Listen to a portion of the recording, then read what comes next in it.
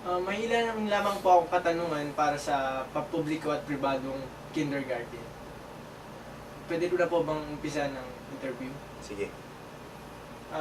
Para po sa pribado at pampublikong kindergarten, sa anong edad po ba pwedeng mag-umpisa ang bata? Para sa privadong kindergarten. What can I do for you today? Sir, may ilan lang po akong katanungan para sa pampubliko at pribadong mga kindergarten. Pwede na po ba nating umpisa ng... Sige. Para po sa pribadong at pampublikong kindergarten, sa anong edad po ba maaaring umpisahan ng bata ang pag-aaral? Para sa privado kindergarten, simula edad ay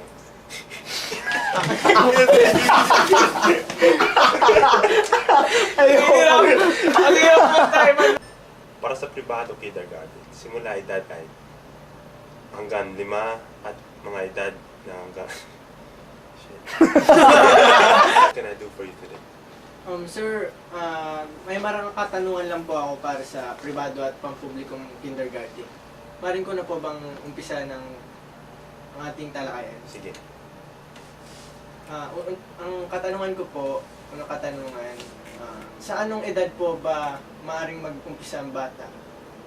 Para sa pribado kindergarten, simula edad 3 hanggang 5 at mga edad dapat hanggang 5 taon gulang naman sa pasa sa mga bata na nakatira sa bisinidad. Na ngayon may ibang lugar din na tumatanggap ng balang 3 taon. Ano naman po ang oras ng tanggapan? Sa pribado ay depende sa tanggapan.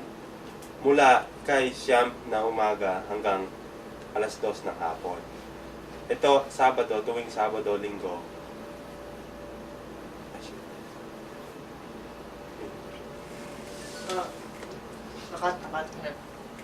Ano naman po ang panahon ng pag-apply at pagpasa ng mga dokumento? Ang panahon ay mula huling linggo ng Oktubre hanggang ikang unang linggo ng Nobyembre. Ang pasahan naman ng iba-iba, depende sa langkanan.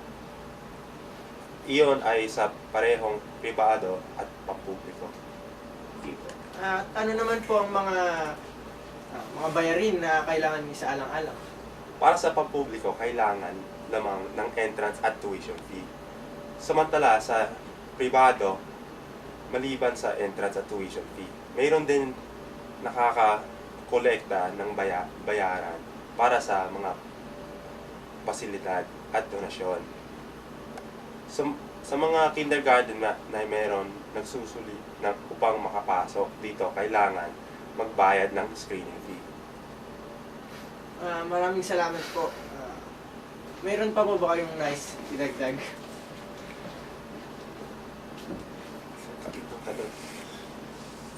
Marvin! Tumawa At ngayon naman pong alam na natin ang pagkakaiba ng pribado at pampublikong kindergarten. May nice pa po ba kayong idagdag? May huli akong karagdagan. Kahit sa publiko, paaran ang paghatid at pagsundo. Pati ang baon ng bata ay responsibilidad ng guardian. Iba-iba ang mga bahayaran, depende sa distrito na kaya kailangan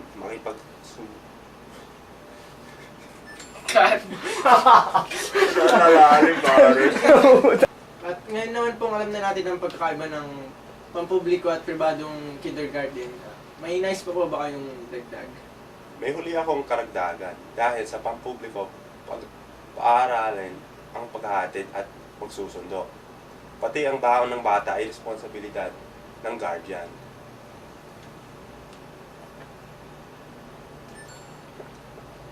Maraming salamat po, Mr. Moto. Talagang marami po kaming nakuha impormasyon ngayon. Maraming salamat po. Hanggang sa muli. Walang anuman. Salamat din. Nice day. Maraming salamat po, Mr. Moto. Talagang marami po kaming nakuha impormasyon ngayon. Maraming salamat po. Hanggang sa muli. Walang anuman. Salamat din. Maraming salamat, Mr. Moto. Talagang marami po kaming nakuha impormasyon ngayon. Maraming salamat. Hanggang sa muli. Walang anuman. Maraming salamat din. Balik sa studio. Konnichiwa, Pilipinas. Maraming salamat po, Mr. Moto. Talagang marami po kaming nakuha impormasyon ngayon. Maraming salamat po. Hanggang sa muli. Walang anuman. Maraming salamat din. Konnichiwa, Pilipinas. Back to studio. Hanggang sa muli. Usap tayo. Juwan